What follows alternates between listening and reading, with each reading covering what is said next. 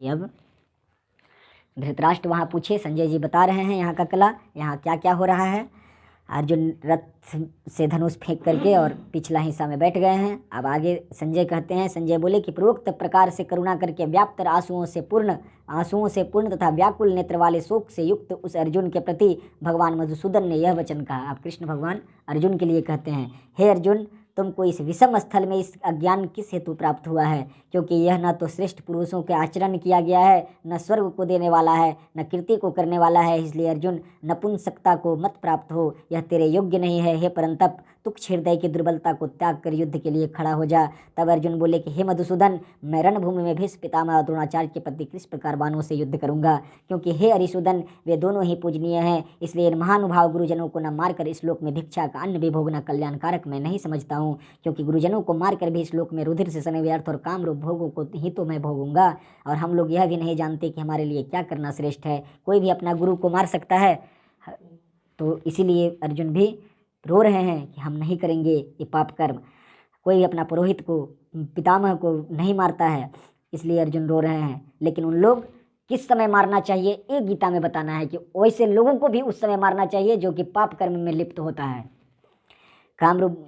इसलिए हमारे लिए क्या करना श्रेष्ठ है, अथवा यह भी मैं जानते हैं कि हम ये भी नहीं जानते कि हम जीतेंगे या ये वे हमको जीतेंगे। हम जिनको मार कर भी जीना भी नहीं चाहते, वे ही धृतराष्ट्र के पुत्र हमारे सामने खड़े हैं। इसलिए कायरता रूप दोष करके अफृत और स्वभाव वाला और धर्म के विषय से मोहित चित्त हुआ मैं आपसे ही पूछता हूँ, जो कुछ निश्चय किया हुआ कल्याणकारक साधन हो वह मेरे लिए कहिए। क्योंकि मैं आपका शिष्य हूँ, इसलिए आपके शरण हुए मेरे को शिक्षा दीजिए। क्योंकि भूमि में निष्कंटक धन धान्य संपन्न राज्य को और देवताओं को स्वामीपने को प्राप्त होकर भी मैं उस उपाय को नहीं देखता जो कि मेरी इंद्रियों को सुखाने वाले शोक को दूर कर सके। संजय बोले, हे राजन, निद्रा को जीतने वाले अर्जुन निद्रा को जीत लिए थे।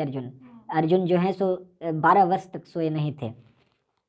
निद्रा को 14 वर्ष तक लक्ष्मण जी था और 12 वर्ष तक अर्जुन दुए ठो निद्रा को जीते हैं।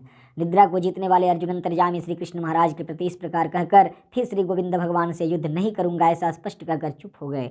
उसके उपरांत हे व्रंतवंशी धृतराष्ट्र, अंतर्यामी श्री कृष्ण महाराज ने इन दोनों सेनाओं के बीच में उस शोक युक्त अर्जुन को हंसते हुए यह वचन कहे। कृष्ण भगवान हंस रहे हैं उनके ऊपर, हंसते हुए कहते हैं, हे अर्जुन, तू न शोक करने योग्यों के लिए शोक करता है, इन लोगों के लिए शोक करना उचित नहीं है। और पंडितों के जैसे वचन को कहता है, परंतु पंडित जन जिनके प्राण चले गए हैं और जिनके प्राण नहीं गए हैं उनके लिए भी शोक नहीं करते हैं। जो मर गया है उसके लिए भी शोक नहीं करना चाहिए, क्योंकि ये 84 लाख योनि है और सब अपना अपना कर्म और प्रारब्ध से चल रहा है।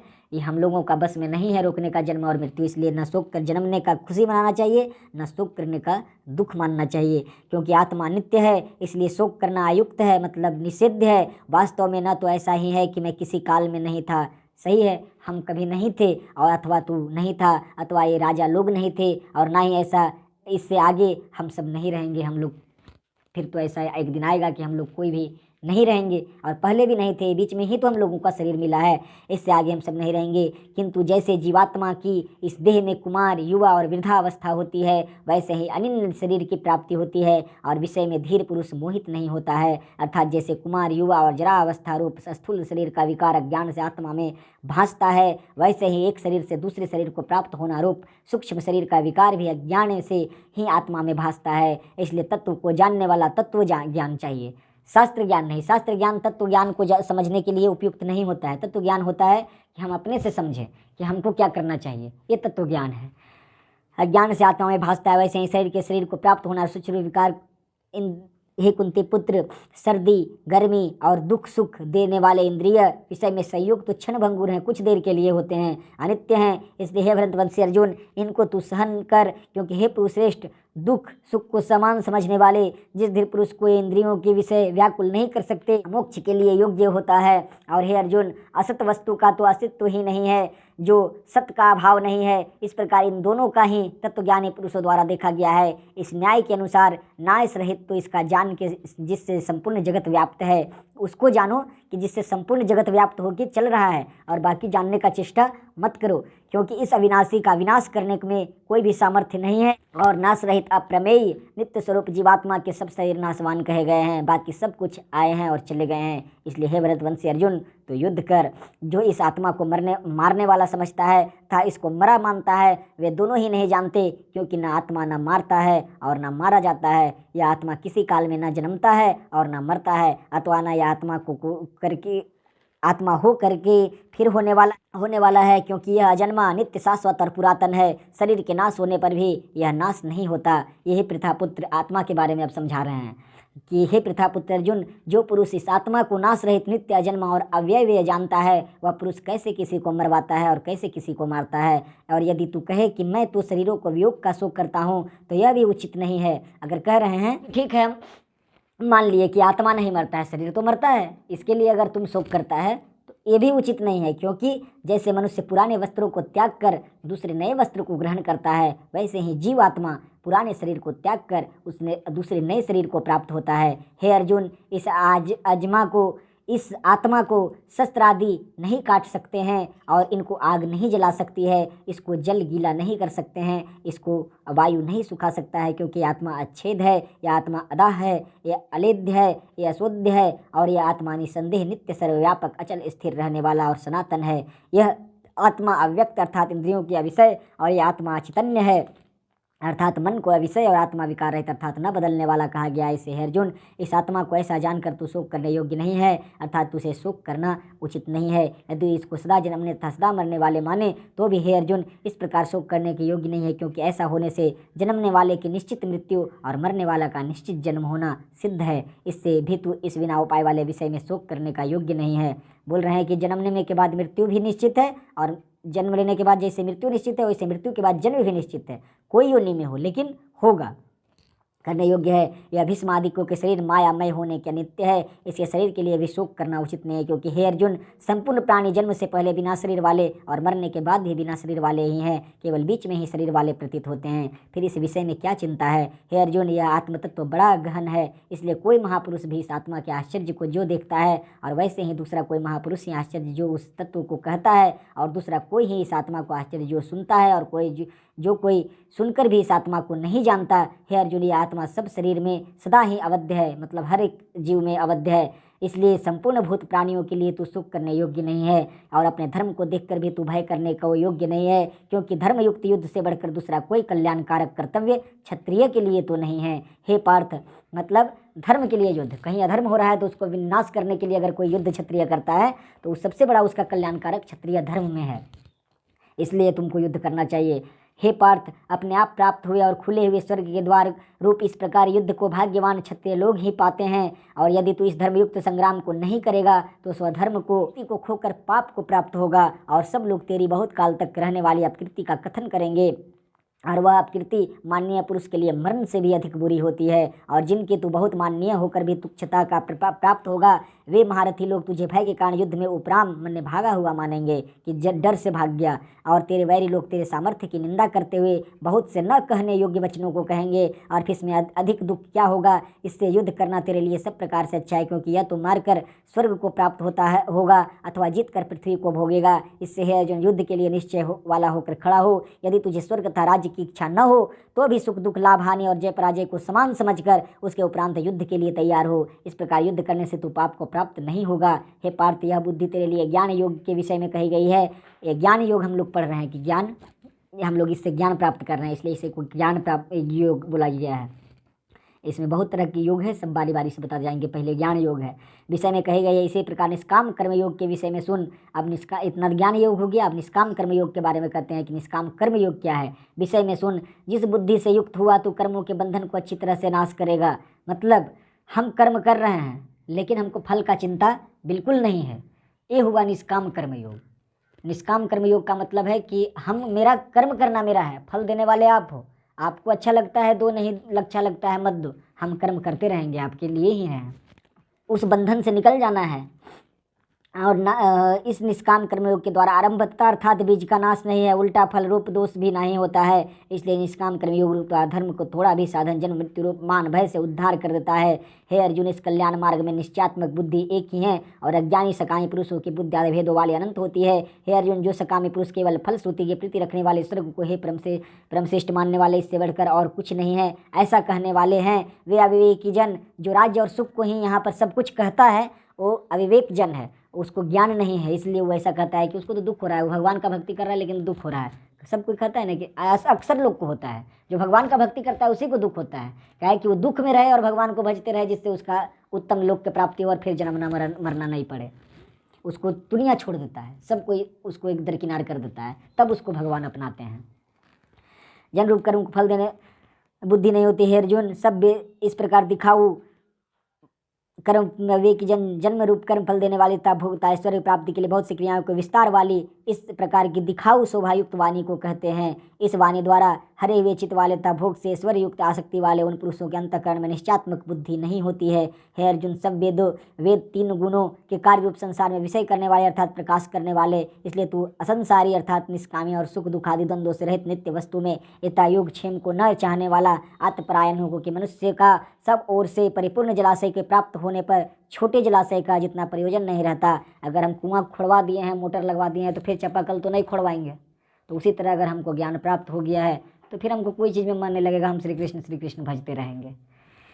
क्योंकि ये मनुष्य सब ओर से परिपूर्ण जलाशय के प्राप्त होने पर छोटे जलाशय में जितना प्रयोजन नहीं रहता, वो अच्छी प्रकार ब्रह्म को जानने वाला ब्राह्मण का भी सब वेद में उतना ही प्रयोजन अर्थात जैसे बड़े जलाशय के प्राप्त हो जाने के जल के लिए छोटे जलाशय की आवश्यकता नहीं रहती, वैसे ही ब्रह्मानंद की प्राप्ति होने पर आनंद के लिए वेदों की आवश्यकता नहीं रहती है। इससे तेरा कर्म करने मात्र ही अधिकार होता है। उसके बाद आप कर्मयोगी बन जाइएगा। कब कर्म करने लगेगा, हमको क्या अच्छा लगता है, कहीं कुछ हो रहा है तो आप स्वयं चले जाइएगा, आपको अच्छा लगेगा वो काम कर रहिएगा।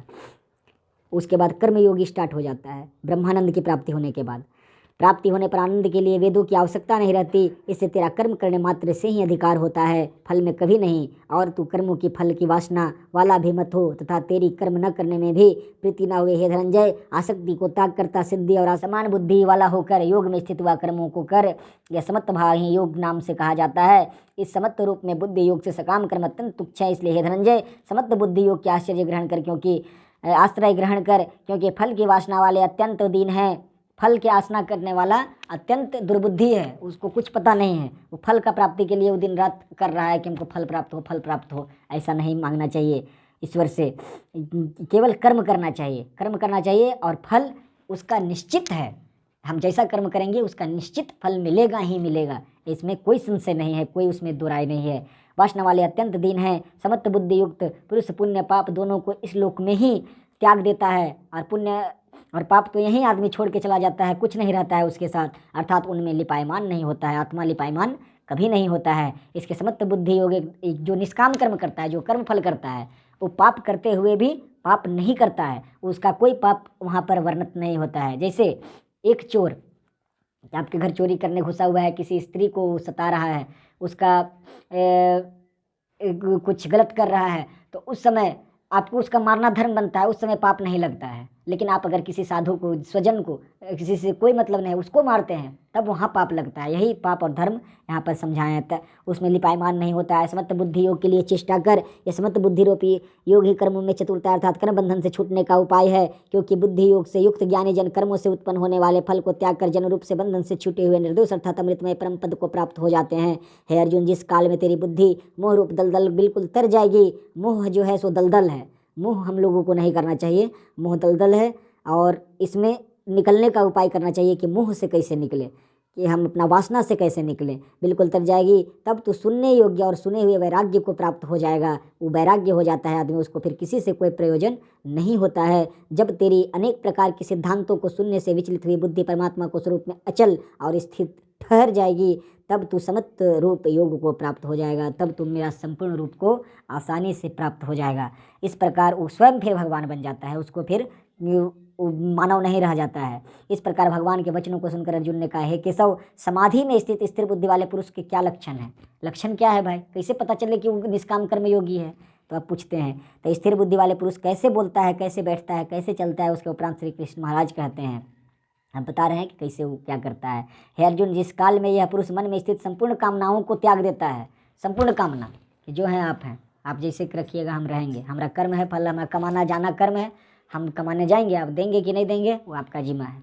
संपूर्ण कामनाओं को त्याग देता है, उस काल में आत्मा से आत्मा में ही संतुष्ट हुआ स्थिर बुद्धि वाला कहा जाता है। तथा दुखों की प्राप्ति में उद्वेग रहित मन जिसका और सुखों की प्राप्ति में दूर हो गई है स्पृहा जिसकी, तथा नष्ट हो गए हैं राग भय और क्रोध जिसके, ऐसा मुनि स्थिर बुद्धि कहा जाता है। जो पुरुष सर्वत्र स्नेह रहित, स्नेह मतलब प्रेम से रहित, और उन शुभ तथा अशुभ वस्तुओं को प्राप्त होकर न प्रसन्न होता है और न द्वेष करता है, उसकी ही बुद्धि स्थिर मानी जाती है। और कछुआ अपने अंगों को जैसे समेट लेता है, वैसे ही यह पुरुष जब सब ओर से अपनी इंद्रियों को इंद्रियों के विषयों से समेट लेता है, तब उसकी बुद्धि स्थिर हो जाती है। यद्यपि इंद्रियों के द्वारा विषयों को न ग्रहण करने वाले पुरुष भी केवल विषय तो निवृत्त हो जाते हैं, परंतु राग नहीं निवृत्त होता। और इस पुरुष का तो मैंने हम लोग पूजा पाठ तो करते हैं, लेकिन मन से उसको हम दूसरे के प्रति हम लोगों को जो राग द्वेष रहता है, उससे हमारा पूजा संपूर्ण नहीं हो पाता है। हम लोग यही अपना जीवन में रहना चाहिए कि अगर हम लोग किसी को नहीं बनाएं तो कम से कम बिगाड़े भी नहीं किसी को भी।